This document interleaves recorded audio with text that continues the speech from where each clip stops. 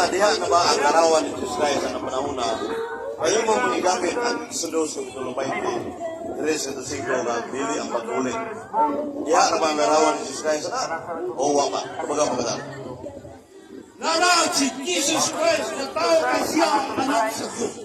Wala pagwata ang kalibutan na siya una sa tanang binuwag sa Diyos. Una siya may unang gibuhat sa Diyos. Batul pa sa alam siya imuna sa Diyos. Wala pagwata ang kalibutan. The answer is not this one, sir. Wa ko mong na isisidor mo si Jesus. Larawan ni Jesus Christ, diha na ba anang Exodus Kapitulo 20, verses 5. Wa ko mong na isisidor ba? Ang larawan, isang subject matter na doon, ang isyo mo mong larawan. Ano ba? Diha na ba ang larawan ni Jesus Christ sa Exodus 20, verses 5. Huwag sino, ay pumatang. Mula sa Exodus 15, nakita ni Moses ang Diyos. Si Kristo ang nagpakita kay walay laing nakakita sa Diyos gawas sa anak. Juan 1:16. Yan nakita man ni Moses ang Ginoo. Si Kristo ang yan nakita, dili ang aman. Walay nakakita sa aman gawas sa Diyos. Nana ang larawan ni Kristo. Ang Diyos Espiritu man. 1:4. Si Kristo Espiritu. Ato pa niya, nari Espiritu nga makita. Kapag ang mauta na, Espiritu nga makita, kapag nawa, yes or no? Sa diyang Kaya katapos, ang mauta na, kapag yes or no, nari Espiritu makita, ay kang speaker, no need to explain. nakita niya sa mga apostol si Kristo ni sulod, sirado ang balay. Nakita ni Kristo, nakita sa mga apostol si Kristo, makita ang Espiritu kung magpakita. Karon, kanang nakita sa mga apostoles, si Kristo, nagpagkatao na ba si Kristo na o wala pa? Natao na siya pagsugod sa kalibutan, pero dili siya tao. Diyos siya. Sa to, kanang pagkatao, ay larawan. Makita sa kanang nagpagkatao man.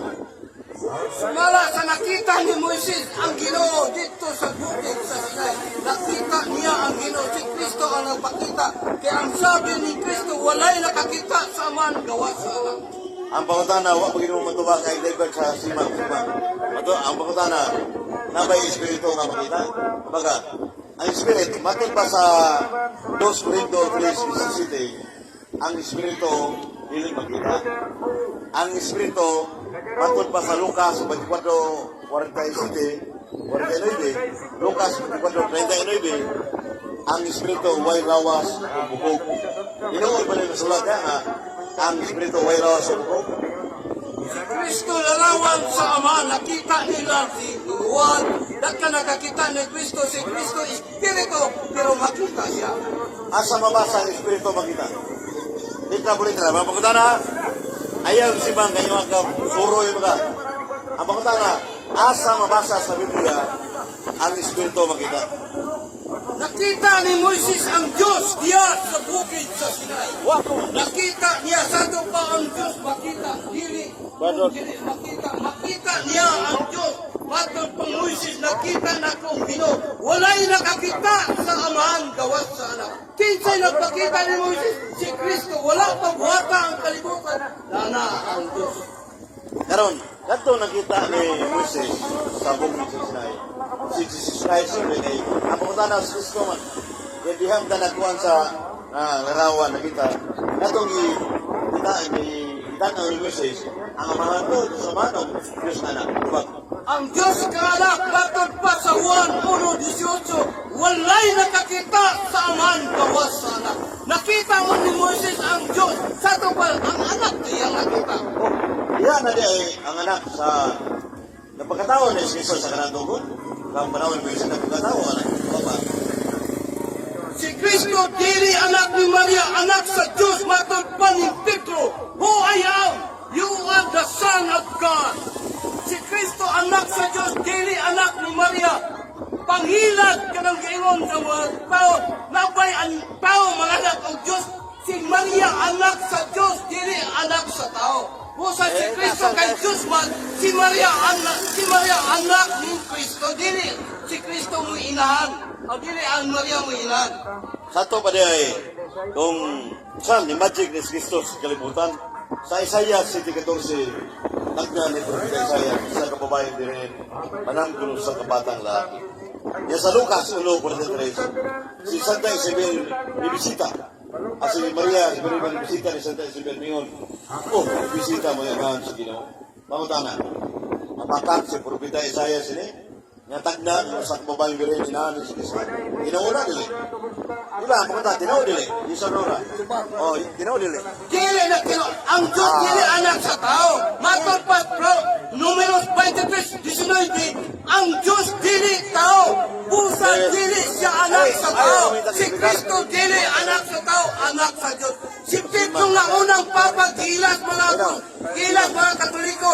Unsay answer ni Ay, Pedro? klaro nito, Matod pa Pedro, you are son of God. Wala may ingon si Pedro, you are son of Mary. Bakaton ng Katoliko. O nang gibadlogas bulibay sa mag-isay kay Giga. Patuo ba? Masimang-simang, matanawara? Ako pamatana simple o klaro tinaw kayo.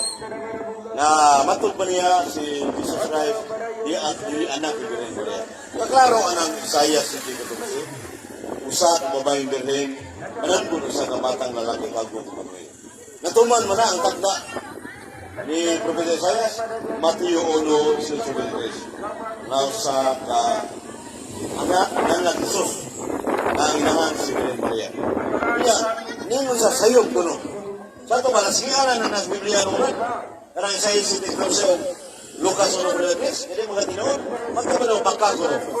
Baka nilin kulong si Diyos ay Porfirio, o mo lang una na. Pwede mo tanah ko nimo? Si Putana balik. Ang tanah ko nimo ay una, si Kristo o si Maria. Indot yung Putana. Ang Putana niya, asa yung una, si Birhen Maria o si Kristo. Sa pagka-Diyos si Kristo, una si Kristo kani Birhen Maria. Kaysa John 1:1, before anything existed, there was Christ with God. Wa pa tanang butan, wa pa si Birhen Maria, si Kristo existido na. Asa mabasa? Nasa Juan 17:5, wala pang tanang butan, si Kristo pa na sa umahan. Unya, pero sa pagkatao ni Kristo, una si Birhen Maria, sa pagkatao. Sa pagka-Diyos, kaya Diyos, Espiritu mo na. Sa pagkatao, natural, una ang inahan, ikaw ay mong inahan. Naumari kasi mong inahan, balik ka na. Sa ito ba, si muna sa San Pablo ningon sa Hebreos 14, si Kristo nag-ambit po doon mo, nagtul sa niyang inahan, si Birhen Maria. John 1. Muna si Kristo, manunlo sa simbahan Katoliko Romano, si Kristo, true God and Roman. Matuod ni Diyos, matuod ni tao. Nya, sumpa ka na nga ng Biblia, Romano 5. Si Kristo kaliwas sa pag-arka ng tao, ang Diyos labaw sa tao. Pagkatala, saan po na? Ang panutana, payuna ko ay una, yan ko siya una, Diyos Kristo. Sa ito ba, tiklaod na ang Katoliko, batiklaod daw, wala man naging boxing ba? Di po Na na ito tubab. sa Afrika, matod pa ni Kristo. Matod pa ni Kristo, ako ang anak sa buktong. May buktong na ako yan. Sa ito papa, buktong na yan. Pagkatala, pagkatala, kuwali. Pangutana, for God so loved the world, that He gave His only begotten Son, that whoever believeth in Him should not perish, but have everlasting life. Pagkatala, wali. Pangutana, Pagkatala, malupat Diyon man ang Ama, siya ang buktong anak.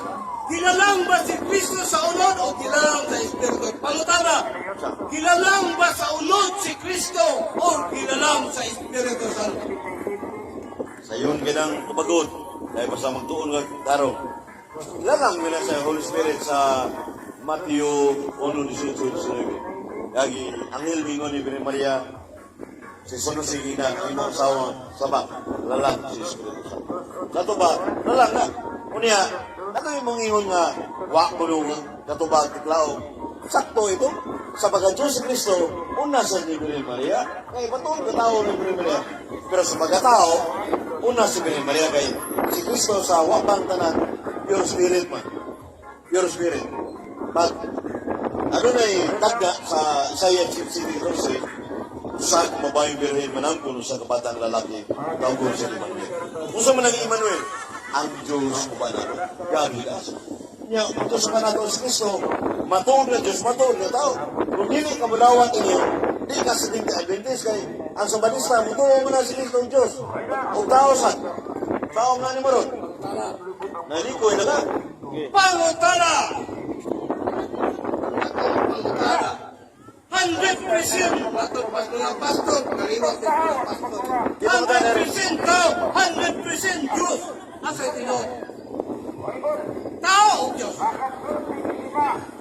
Si Kristo, matuod nga tao, matuod nga Diyos. Kay panunlo sa simbahan Katoliko Romano sa Catechism of the Catholic Church number 464, through God and through man Jesus Christ. Pagngaan ka ni Jesus Christ, understood, matuod nga Diyos, matuod nga tao. Nabas mo na, ulusas ng sulimin. Ang tibong kabaga Diyos, naas pagkatao ng Kristo. Understood, si Kristo, matuod nga Diyos, matuod nga tao. Kung ay panunlo sa Roman Catholic Church, kung Katoliko ka, matuod nga na. Kaya mo na yung mga pagkakalik. Ang pangutana, matuod ka tao, matuod. Asa mabasa sa Biblia na si Kristo matuod na tao, kaya wala kay mabasa, nagpailang na putputun ka. Wali ka kabasa sa 1 Timoteo 2.5. Huwag magdanara ng Biblia, huwag kayo masabasa. Imong idanara, 1 Timoteo 2.5. Sa si Kristo, tao. Kung may gabinton sa Iglesia ng Kristo, isa na mo itong Kristo ng tao, wali ka kayo masabasa. Pagluan talaga, para makatong ka. Pero, sunod, nasa Galacia 4:4 na sa babae magsama siyang kabulan unya katao Juan 16:21 sa babae mana nga tutubag ka simple po na sa tao siya kumala sa balang sulat. Nag-iwan ang kasulatan Números 23, versikulo 19, ang Diyos dili tao, pusa dili siya mamata. Kaya kung tao si Kristo, bakakon si Kristo. Kaya kay may tao nagalakaw sa dagat, pakita ko ng plan, ako nalakaw sa dagat. Kaya mayroon kong tao si Kristo, ako mamangga ng iglesia ni Kristo, kay tao si Kristo. Bakit ako tao nalakaw sa dagat, kaya mutuo ko nga si Kristo tao. Pastilan, wali ka kay Babo. Dili pa itong tao si Kristo. Saan mo na pagwali sa Jerusalem? Sa magkita kay Espiritu mo na. Nagpagkatao siya, maminggo ng mga tao sa Jerusalem para makakawali siya itong personal akwal. Ito na si Kristo ni lakaw sa dagat yan. Niya siya Apostol Pedro yung sa palakwa sa Kugino. Niya, yun si Kristo lakaw.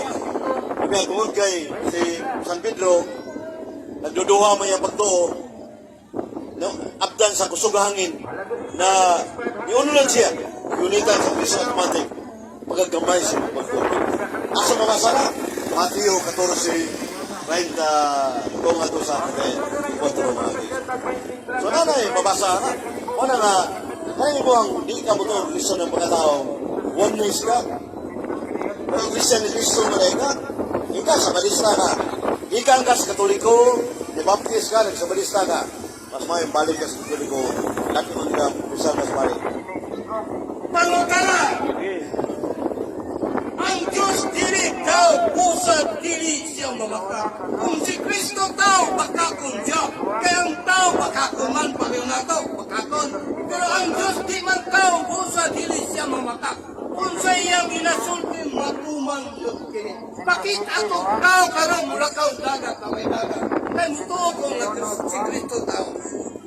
kaya mulakaw ko niya ngayon mana nito mana rin hindi mga kulto na mga rin mo nga si Kristo matulog na tao yun kaya ng pagkatao kung dili siya kung di ka mutuo nga si Kristo ng pagkatao dili ka wal kining lahi kag mga pagtulunan mabitang nagtutugi ka pero kanang pangutanan buka at sagayo kaan ganing pangutanan Di siya makalakaw sa dagat. Hindi yung tao si Kristo. Ilakaw. Kaya tao makalakaw sa dagat. At si Kristo tao. Bakit akong tao, 5 ka tinapay, ipakaon niyang 5,000 ka tao o 2 ka isda. Kaya mutuo ko nga si Kristo tao. Pero wala kang pakaon isda o isda. 5,000 ka tao, ipakaon ni Kristo. 5 ka tinapay, 2 ka isda. Kay tao man nagay. Kinsan tawala ka pakaon, 5 ka isda. Sulod anang 5,000 way labot ang mga bata. Naatay tao ng pagkaon, 5 ka isda, 5,000 ka kaon pusok, natay sobrang pinukag. kanang bukbuton sa kanang bukbuton nga si Kristo tao ang tao dili yun na kanang makapakaon o lima isda sa singkulan. So klaro kayo na ang iglesia ni Kristo akong pamangdaran nga si Kristo tao pareho ni sa barugana pero naingon ang Diyos dili tao usa dili siya mamaka kay tao ang makakon pangutana wala may nagapakaon nabay tao nagpakaon 5 ra ka isda o 5 ka tinapay 2 ra ka isda anang 5,000 ka tao ipakaon ni Kristo 5 ra ka isda o 2 ka tinapay. Di mo na pangutana mo, wali mo na. Hindi ka pangutana. Pangutana, dari Kristo ko. Oo, wali na siya. Kunya, ang pangutana, si Kristo, pure tao, yun, o pure, Diyos. Pagtutin mo kanina nga, 100% man, 100% God. Kaya kung sa tao, di sa malansang sa cross. Nabagay, Espiritu malansang. Espiritu malansang, gina. Atau kena si Brad Rudy, saka tagiya sa Radyo Brusada. Mata kalain sa Radyo Brusada, Rudy Brad Rudy, sebintian-binti siya. Kanya, waka debati kanina sa K5 News FM sa WBC Y1. Y programa mga dito na. Jadi kung magdugay kayo, kulit ko sa Cebu City mga dito na. Kaya, dito ka. Kaya bilang doon ka, may dito na. Ha? Oh, pagkakot ka nakadibati. So, muna nga, kanil privilegisasyon. Ang punto nga, ako, yun ko Iglesia Cristo, Roman Catholic Church, Catholic dili ko Iglesia Cristo. Ang Iglesia Cristo, Romana, si Cristo, tao lang. Ang simbahan Catholic Romana, puso pa si Cristo tao. Pero, matawag ng Diyos matawag ng tao. Itawag na sa theological term of hypostatic union. One divine person, both human and divine. True God and true man. So, matawag ng Diyos matawag sa usa ka persona. Sama na siya, Brad. Panunod sa Roman Catholic. Kay tao nga si Kristo, kinsa ko'y amahan ni Kristo kay tao. Kada pa rin, nabay matawag na ng kamahan ko yan na sa manggay. Simple philosophy yun na. Pamina sa Mateo 3:16-17, ingon ito. Ini ang pinangga kong anak. Isa may namulong na, ang amahan man. So, amahan. Matawag kong anak si Kristo ko yung amahan. Una nga, ang amahan, nga no, way is symbolized Yahweh. Nasa 1, sa Balang Kasulatan, Exodus 3:15. Kaya nga na, isuwa ka siya, Mateo 1:21. Eximo Yeshua ihoyo siya. Sa ito pa, muna nga, kumplito yun. Yan, si Birhen Maria, kapit man January 1, year 2025. Around December 29, year 2024. Boulevard, Tanay City, Negros Oriental. Atong na-upload, di po kalimutan. Muna nga, timing kayo sa panunlo sa Simbahan Katoliko Romano, Mary is ruling the Mother of God. Obligasyon ka na sa mga tanang Katoliko musimba sa January 1. Kung di ka kasimba ng all Catholics, makasalak portal. Yan ka, mga Katoliko sa musimba ng Misa de Gallo. Hindi mo obligasyon ng Misa de Gallo. Imusyon na na. Kung nila, kanang December 25, January 1 of December 8, magkulada ko sa Diyo. Muna kita mga Katoliko magtuon na kay 95% ignorant Katolik sa Dunia. Sino kan 95%. Oh, nagkari mga babae sa Boulevard, mga Kingsona, Boulevard Tanay, kaya mga tao rin. So, siya tayo mayor, salamatan ng mayor eh. Mga ngalan sa mayor. Ada orang mayor, ha? Mayor, mayor, politiko ba? Kadua, kalima na ganit pagutan na. Asa kang kitag tao gikan sa langit. Juan 8:23. Iwan ko nga, si Kristo, dili taga-dili taga-langit.